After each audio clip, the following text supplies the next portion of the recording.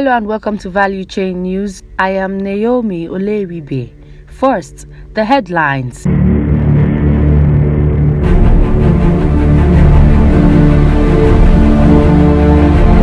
NCDMB, NICOM sign insurance services guidelines. Bielsa community carpets Ajib over negligence. Indian refiners jostle for Nigeria's diesel jet fuel. And now the news in detail. The Nigerian Content Development and Monitoring Board (NCDMB) and the National Insurance Commission (NICOM) have signed insurance services guidelines to enable the oil and gas industry patronize the local insurance sector. A statement on Monday by the NCDMB's Corporate Communications Department said the guidelines would help to retain insurance spending by operators in the economy. The Executive Secretary, NCDMB, Engineer Simbi Wabote, and the Commissioner for Insurance, Mr. Sunday Thomas, according to the statement, signed the guidelines recently on behalf of their organizations in Bielsa. It said the guidelines would address loopholes that had been identified while implementing the provision of the Nigerian Oil and Gas Industry Content Development (NOGICD) Act, particularly sections 49 and 50, which deals with insurance of oil and gas activities. The statement quoted Wabote as saying that the sections required all operators engaged in any project in the oil and gas industry to insure all insurable risks related to their business with an insurance company through an insurance broker registered in Nigeria.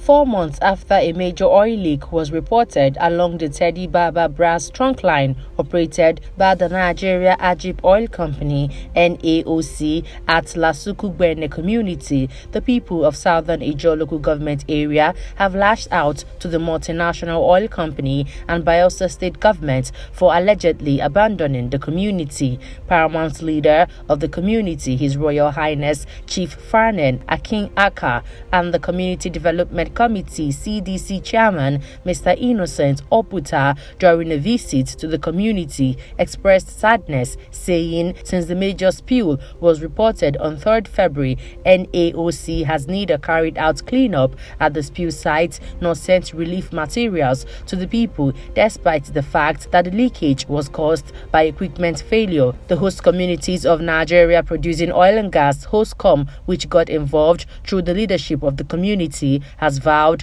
to drag NAOC to court to demand compensation, cleanup, remediation, and other related issues. Akin Aka asserted, since this spill occurred, my people have been suffering. There is nothing whatsoever in terms of relief materials sent to this community, either by Ajib or the Bielsa state government. Our people are getting sick, our fishermen can no longer fish, and our women can no longer go to the farm because the heavy presence of crude oil have destroyed their farms.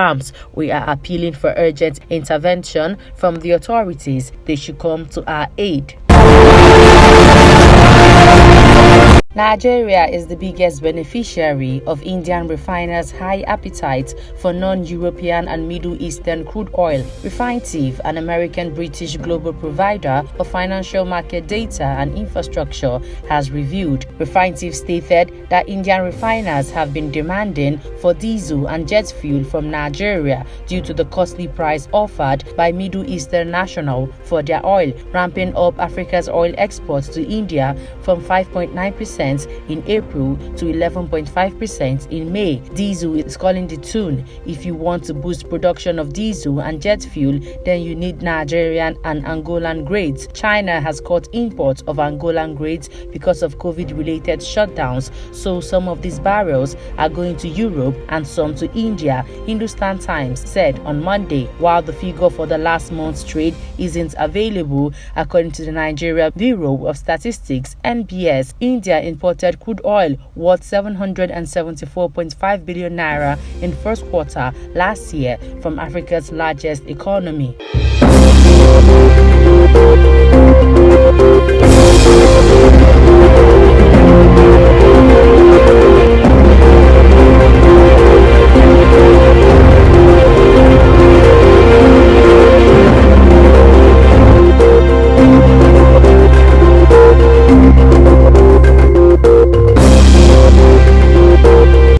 Libya's oil production has almost come to a halt as the political crisis leads to more shutdowns of ports and fields. The OPEC members' daily output, which averaged 1.2 million barrels last year, is down by about 1.1 million barrels, Oil Minister Mohammed Aoun told Bloomberg on Monday. This suggests that Libya is pumping only about 100,000 barrels a day. The fall in supply will further tighten the global market that has seen crude prices jump more than 50% this year to around $120 a barrel. It already led to traders paying a higher premium for North Sea crude, which is similar in quality to Libyan oil. The latest decline comes after protesters forced workers to shut down key eastern oil ports of Es Saida and Ras Lanouf. Libya exported roughly 380,000 barrels a day of crude from the two facilities in May, according to tanker tracking data monitored by Bloomberg.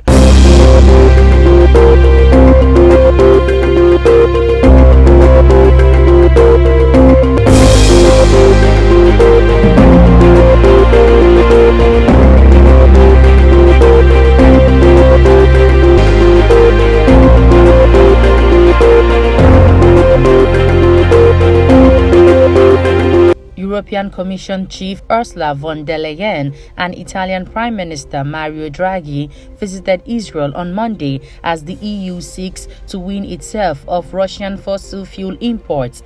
Both leaders were due to hold energy talks in Israel, which has turned from a natural gas importer into an exporter in recent years because of major offshore findings. Von der Leyen was to meet Prime Minister Naftali Bennett, with talks expected to focus particularly on energy cooperation, a commission statement said.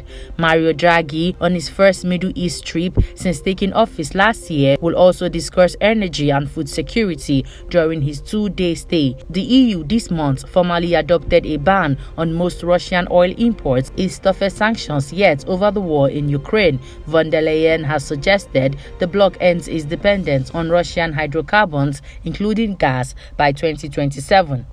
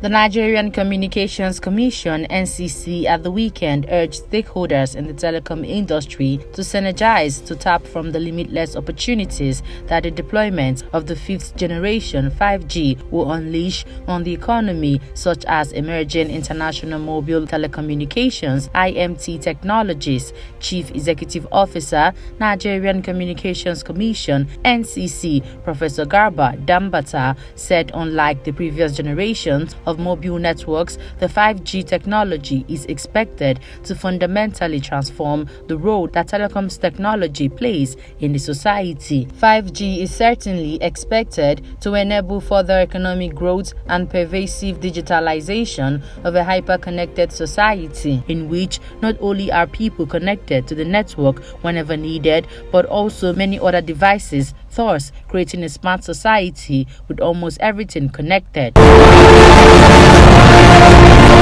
Before we end the news, here's a recap of our headlines. NCDMB, NICOM sign insurance services guidelines. Bayelsa community carpets Ajib over negligence. Indian refiners jostle for Nigeria's diesel jet fuel. And that's the news. I am Naomi Oleribe.